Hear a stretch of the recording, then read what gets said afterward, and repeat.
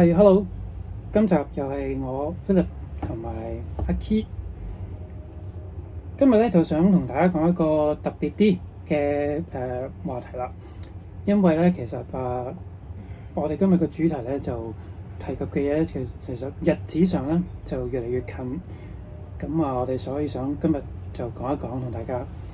咁基本上其實咧就係有本書咧就叫做《我所看見的未來》。係啦，就係呢本啦。咁都幾出名嘅，咁之前都差唔多賣到斷晒市啊，好難揾啊咁樣。咁當然啦，而家知道最近好似成品又賣翻啦。嗰個作者咧，甚至乎嗰個主角咧其實個名就叫龍樹亮嚇。基本上咧，佢就講係發咗佢好多夢啦。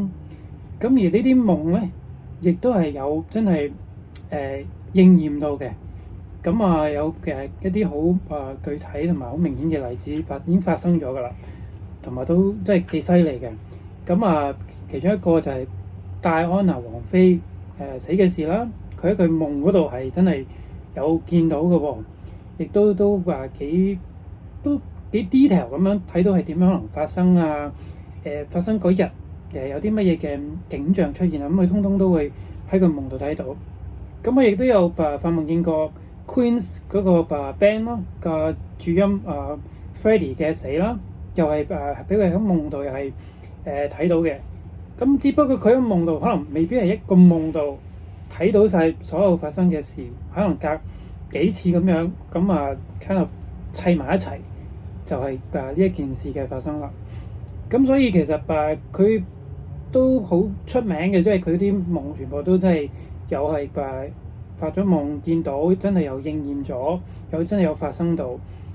但係今日咧就想特別同大家講一講一個佢又係好間斷咁樣好似每隔5年就發一發嘅一個夢，就係呢件事咧就係嚟緊。其實2025年今年7月咧就話可能係啦，會發生嘅。咁其實咩事咧？就係我好簡短咁講啦。就係佢喺一個夢裏邊咧，佢第一次都算係啦。咁佢見到有個景象，就係類似佢一個好似一個好高空嘅位置俯視落去咧，就見到有2條龍，咁就由呢個菲律賓海啦，同埋夏威夷海啦嘅方向開始咧，就進入緊香港、台灣嘅嗰一個方向嘅。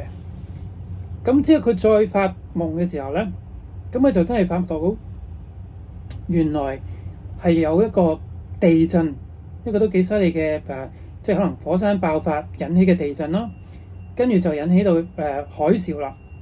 而呢個海嘯咧，就竟然可以咧犀利到再加埋嗰個火山爆發啦，係可能不斷咁樣啲熔岩噴到上去個海面嘅時候，犀利到可以喺連住香港啦、台灣啦，伸延到菲律賓咧，就有一個新嘅大陸出現咗喎。咁可想而知，呢個火山爆發係要個力度同埋嗰個程度幾咁犀利，先至會可以有呢一個現象啦。咁太過仔細嗰啲我又唔會講啦，因為可以上網睇到啊，甚至乎真係建議大家真係買呢本書去真係睇睇。T Sir， 我哋其實啱啱提及即係呢個龍樹亮發嗰啲夢啦。咁我諗應該以我嘅理解，其實都係歸類為一啲預知嘅夢。咁其實如果由一個心理學角度嚟到去分析或者睇預知夢嚟講，有冇啲可能類似你哋嘅一啲 concept 或者 theory 係有同呢個有啲類似啊，或者可以解釋到預知夢類似呢樣嘢嘅咧？我諗如果觀眾咧係之前嘅集數睇過嘅話咧，咁應該都知道都講過關於即係集體潛意識啦，亦都講榮格理論啦，甚至講埋靈魂嘅速度咧，其實都講過其實預知夢嘅一個喺心理學會出現嘅可能性。如果就有興趣，可能Philip 就可以喺個 info box 度加翻嗰啲連結，即係講關於集體潛意識或者靈魂速度嗰啲連結，去講翻呢件事。咁但係如果你話講阿龍樹亮嘅夢咧，因為龍樹亮得意嘅夢咧，其實咧我諗佢得意地方就係重複法嘅，即係佢會不斷重複法，即係佢可能你5年就一次，咁佢就不斷發到就嗰啲事會發生為止。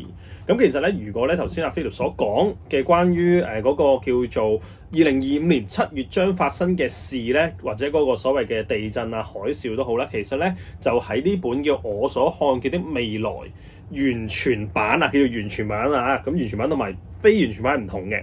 咁咧係嗰個叫做注釋嗰度係個夢解說度講得好清楚，82頁至到係91頁嗰度好清楚講關於嗰時候見到發生嘅嘢嘅咁樣。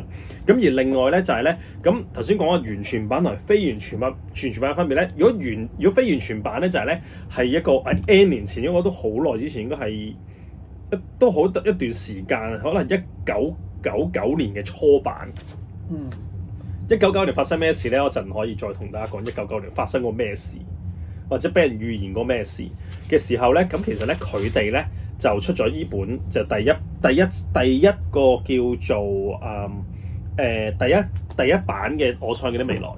咁後嚟經過咧一啲叫做即係幾時開始會有一個叫做會突然俾人炒起咗咧？其實基本上1999年去賣嘅時候咧，基本上呢本書係完全唔暢銷嘅。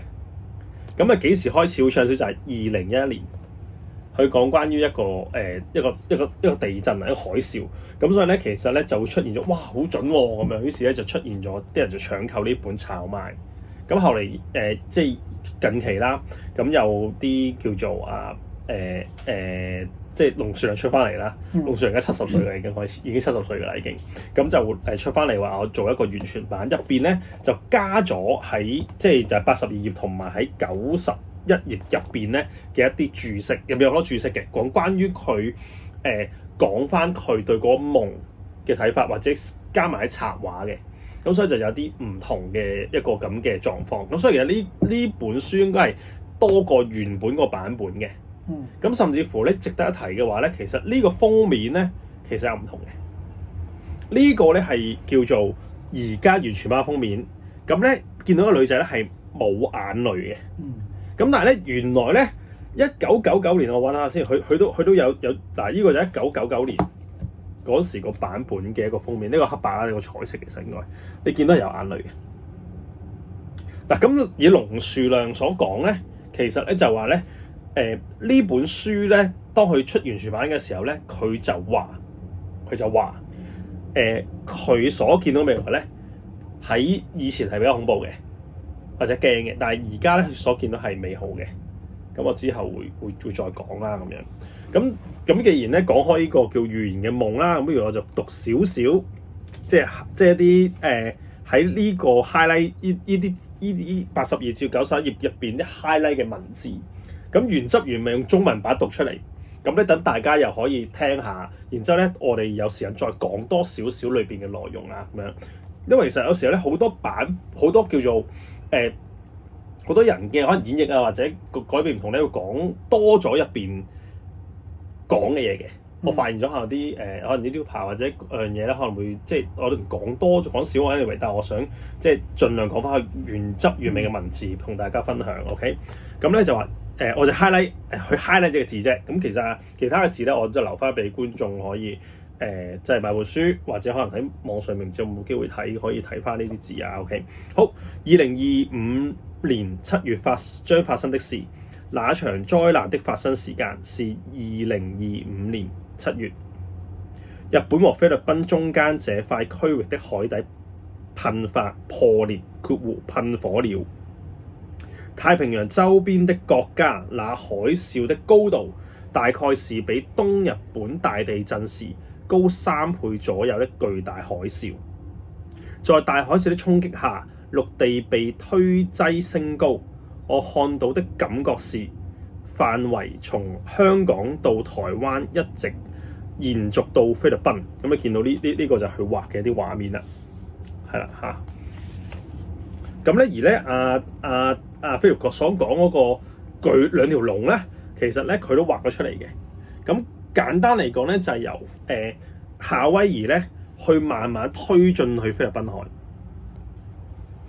咁然之後咧，佢亦都咧，佢喺86頁開始咧，都講關於一啲可能喺夢島遠超過預期嘅南海海溝大地震嘅毀滅性大海嘯啊，亦都係寫咗好多嘅文字喺度摘錄喺度嘅。咁而其實咧之後咧，佢喺87頁咧，佢講咗一個叫做大海嘯後嘅新世界。咁係乜嘢新世界咧？不如我哋下集再同大家講下啦。